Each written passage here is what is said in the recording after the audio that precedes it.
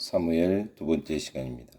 어려운 임무를 수행함. 사무엘상 3장 11절로 21절. 완벽한 가정에서 자랐다고 말할 수 있는 사람은 사실상 드물다. 어떠한 갈등도 분쟁도 마음의 고통도 없는 가정은 이 땅에 존재하지 않는다. 그리고 기독교 가정이라고 예의일 수는 없다. 왜냐하면 가정은 사람들, 거친 면모를 가진 불완전한 사람들로 구성되어 있기 때문이다. 그리고 거친 면이 서로 맞닿을 때에 마찰이 생긴다. 당신은 사무엘의 가정이 남다를 것이라고 생각할지도 모른다. 무엇보다도 그는 성직자의 가정에서 자라지 않았는가? 그것도 보통 성직자가 아니라 한 나라의 영적인 지도자 말이다. 이러한 조건은 특별해 보인다.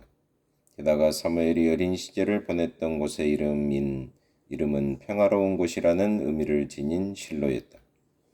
그러나 사실상 그에게 평화로운 시절은 거의 없었다.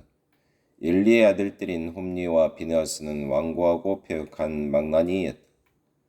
그러나 반대로 사무엘이 엘리 앞에서 여호와를 섬길 때에는 여호와께서 그와 함께 계셨다. 사무엘상 3장 1절 19절.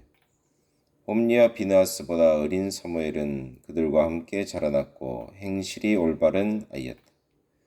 엘리와 이스라엘 국민들이 그를 사랑했다. 하나님께서는 그에게 아낌없이 축복했다. 그 결과 형제간의 시기와 다툼, 경쟁과 분노가 일어났다. 홈리와 비느하스는 점점 사악해졌고 악을 행하는 데 더욱 대담해져 갔으나 사무엘은 점점 신실하고 헌신된 젊은이로 성장했다. 긴장된 분위기가 감도는 저녁 식탁을 상상해 보자. 감수성이 예민한 나이에 엘리의 소아에서 하나님을 위해 살고자 했던 사무엘에게 이런 분위기는 얼마나 견디기 힘든 것이었겠는가. 홈리와 비느하스가 점점 더 사악해지고 있을 때에 나이든 제사장과 신실하고 젊은 조력자 간에는 사랑이 깊어지고 있었다. 엘리의 아들들이 사리사욕을 채우고자 아버지의 직무를 남용했던 반면에 사무엘은 사람들의 존경과 명예를 한몸에 받았다. 홈리와 비느하스가 아버지 엘리의 말을 비웃으며 무시했던 반면에 사무엘은 잘 순종하여 더 이상 가르칠 것이 없었다. 엘리의 두 아들이 하나님에 대해 관심조차 갖지 않았던 반면에 한나와 엘가나의 어린 아들은 하나님을 깊이 사랑했다. 늙은 제사장에게 이런 젊은이의 도움이 얼마나 소중했겠는가. 너무나 많은 근심과 고통에 쌓여있던 엘리에게 사무엘이 옆에 있다는 사실은 말할 수 없는 큰 기쁨이 되었다. 그리고 사무엘에게는 엘리가 곧 어머니이자 아버지이며 선생님이기도 했다. 두 사람은 성전을 찾아오는 백성들을 맞이하기 위해 함께 성전의 문을 열었고 저녁 무렵 제단의 불꽃이 사그라질 때까지 하루의 일과를 같이 한 후 성전의 문을 함께 닫았다. 그러므로 어린 사무엘의 귀에 하나님께서 엘리의 운명에 대해 말씀하셨을 때 사무엘은 너무나 고통스러웠고 난감했다. 일말의 희망도 없는 심판의 메시지가 선포되었기 때문이다. 엘리는 아들들이 죄를 범하여 하나님의 이름이 멸시를 당하도록 방치해 두었기에 끔찍한 벌을 받게 된 것이다. 어떠한 속죄제나 속건제도 그들의 죄를 사할 수 없었다. 당신이라면 사랑하는 사람에게 이러한 메시지를 전할 수 있겠는가? 이미 슬픔으로 가득 차 있는 그의 친근하고도 나이든 눈매를 바라보며 하나님의 심판을 전할 수 있겠는가? 사무엘이 잠을 이루지 못한 채 아침까지 누웠다가 여호와의 집 문을 열었으나 그 이상을 엘리에게 알게 하기를 두려워했던 것도 무리가 아니다. 사무엘상 3장 15절. 그럼에도 불구하고 늙은 제사장이 조력자와 대면하여 하나님께서 말씀하신 바를 물었을 때 사무엘은 하나님의 심판을 완곡하게 전하거나 숨기고자 하는 유혹을 이겨내었다. 성경은 사무엘이 세세히 말하고 조금도 숨기지 아니하니라고 말한다. 사무엘상 3장 18절. 그리고 하나님께서는 사무엘이 이와 같이 가슴 아픈 일에서도 주님의 뜻을 따르는 것을 보시고 더 큰 신뢰와 권위를 사무엘에게 맡기기를 주저치 않으셨다. 하나님께서는 그 젊은이를 들어서 자신의 민족을 위한 하나님의 대변인으로 사용하셨다. 지금 당신은 어떤 종류의 어려움에 직면해 있는가? 혹시 다른 사람을 찾아가 용서를 구해야 하는 일인가? 이는 결코 쉬운 일이 아니다. 게다가 당신을 화나게 만든 바로 그 사람을 직접 대면해야 하는 일이라면 더욱 어려울 것이다. 이에 대해 예수께서는 마태복음 18장 15절에서 17절에서 명확한 해답을 주셨다. 만일 누군가 당신의 마음을 상하게 하고 뒤에서 헐뜯는 사람이 있는데 이 사실을 당신이 알게 되었다면 당신은 그를 찾아가 그 사람만 상대하여 그의 잘못을 지적해야 한다. 타인이나 친구에게 얘기하지 말 것이며 목회자에게도 알려서는 안 된다. 예수께서는 당신에게 상처를 준 바로 그 사람만을 상대하라고 명하셨다. 어렵겠지만 솔직하게 열린 마음으로 그를 직접 만나야 한다. 하나님께서는 오늘날에도 사무엘을 찾고 계신다. 그리고 당신이 하나님을 섬기고 그의 뜻을 행할 준비가 된 자라면 그 일이 설령 당신의 마음을 상하게 할지라도 행해야 할 것이다. 준비된 자, 사무엘상 7장 2절로 17절. 미국 혁명 당시 일단의 시민들은 역사에 기록될 만한 시민 의용군을 조직했다. 평상시에는 각자 농부, 댐장이, 변호사, 대장장이로서 일상적인 생활을 영위하다가 위험을 알리는 신호가 나가면 이들은 즉시 군인으로 변신했던 것이다. 이들은 화약과 탄창, 총 등으로 무장하고 있었기에 무슨 일을 하고 있든지 간에 부르기만 하면 즉시 위력 있는 병사가 될 수 있었다. 그래서 이들은 긴급지원병이라고 불렸다. 신호가 들리면 긴급지원병들은 어디에 있든지 곡식을 추수하고 있든 혹은 재판 중에 있든지 간에 즉시 병사가 될 준비가 되어 있었다. 하나님께서는 오늘날에도 긴급지원병을 찾고 계신다. 준비가 된 자는 남자든 여자든 간에 신호가 떨어지면 자신이 몸담고 있는 상황을 뒤로하고 사령관의 명령을 따라야 한다. 사무엘은 일생 동안 하나님의 긴급지원병으로 살았다. 이에 대해 사무엘상 7장이 증거한다.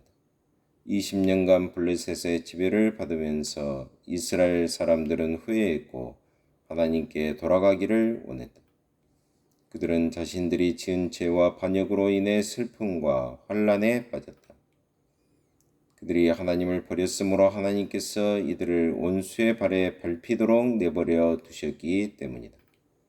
한때 하나님의 임재와 축복의 확실한 상징이 되었던 언약궤는 20년간 이스라엘 진영에서 떠나 있었다. 언약궤의 자리는 기괴한 바알과 아스타롯의 주상이 차지했다.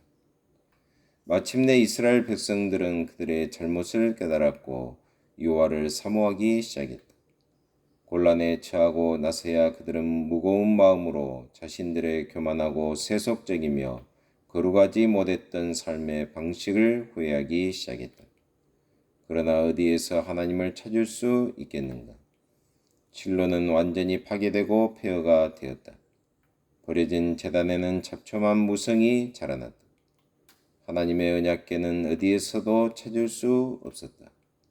도대체 누구에게서 하나님의 목소리를 대신 들을 수 있단 말인가? 하나님의 긴급 지원병이 없었더라면 거대한 하나의 민족이 절망 가운데서 파멸하고 말았을 것이다. 신실한 사무엘은 즉시 하나님 앞으로 나아갔다. 당신의 이웃이 삶 가운데서 겪는 비극적인 일로 눈물을 흘리고 있을 때 그들은 인도와 충고를 구하기 위하여 과연 누구의 문을 두드릴 수 있겠는가? 당신의 직장 동료들은 혹시 삶의 밑바닥에 떨어졌을 때 그리고 삶의 해답을 찾을 수 없을 때 당신이 찾아와 주기를 기대하고 있지는 않을까? 배가 난파되었을 때 조난당한 사람들은 절박하게 섬이나 바위를 찾게 된다. 혹시 조난당한 사람들이 당신의 해변가에 닿아서 당신의 삶을 지탱시켜주고 있는 그 힘의 비밀이 무엇인지 알고 싶어 하지는 않는가? 그들은 당신의 믿음과 헌신, 당신의 구원자에 관하여 알고 있는가? 사무엘의 동족들은 이를 알고 있었다. 20년 동안 동족들이 우상을 숭배하던 때에 사무엘은 굳건히 하나님 앞에서 헌신된 모습으로 기다렸다. 아무도 하나님에 관하여 알고자 하지 않을 때에 누구도 성결한 삶이나 하나님의 말씀 혹은 기도나 헌신에 대해 신경을 쓰지 않고 있을 때 사무엘 홀로 그 자리를 지켰다. 긴급 지원병처럼 그는 준비된 상태로 항상 대기하고 있었다. 그의 일생은 깨끗이 닦여서 언제든지 쓰일 준비가 된 접시처럼 어느 순간에든 필요에 응할 준비가 되어 있었다.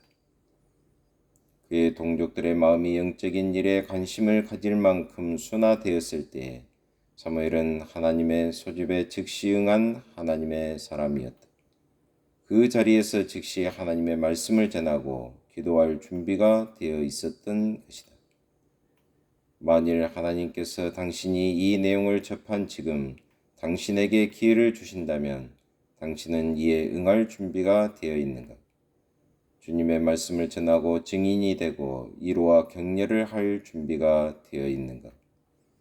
긴급 지원병이 긴박한 전투가 벌어졌는데 자신의 생필품을 구하고 짐을 꾸리기 시작한다고 생각해 보라. 전장에 도착하기 전에 상황은 이미 종결되어 있을 것이다. 하나님의 군대에 지원하는 자도 마찬가지이다. 만일 당신이 하나님 앞에서 좀 더 특별하게 쓰임받기를 원한다면 당신은 먼저 준비가 되어 있어야 한다. 성령님의 인도하심을 따르며 제사함을 받고 말씀의 검으로 무장하기 위해서 인간관계를 원만히 할 필요가 있다. 역대하 16장 9절에는 다음과 같은 말씀이 나와 있다. 여호와의 눈은 온 땅을 두루 감찰하사 전심으로 자기에게 향하는 자를 위하여 능력을 베푸시나니 하나님께서는 지금도 긴급 지원병으로 쓰일 만한 누군가를 찾아서 온 땅을 두루 감찰하고 계신다. 그분의 눈은 모든 마을과 도시, 모든 가정과 가족을 감찰하시며 바로 지금 이 순간 당신의 삶과 마음을 감찰하고 계신다. 하나님 아버지, 참으로 감사합니다. 사무엘과 같은 긴급 지원병으로 쓰임받을 준비를 하는 저희들이 되게 하여 주시고 하나님의 면전에서 늘 신실하게 신앙생활을 함으로 말미암아 선한 영향력들이 열방을 향해 흘러넘칠 수 있도록 기름 부어 주옵소서. 예수 그리스도의 이름으로 기도하옵나이다. 아멘.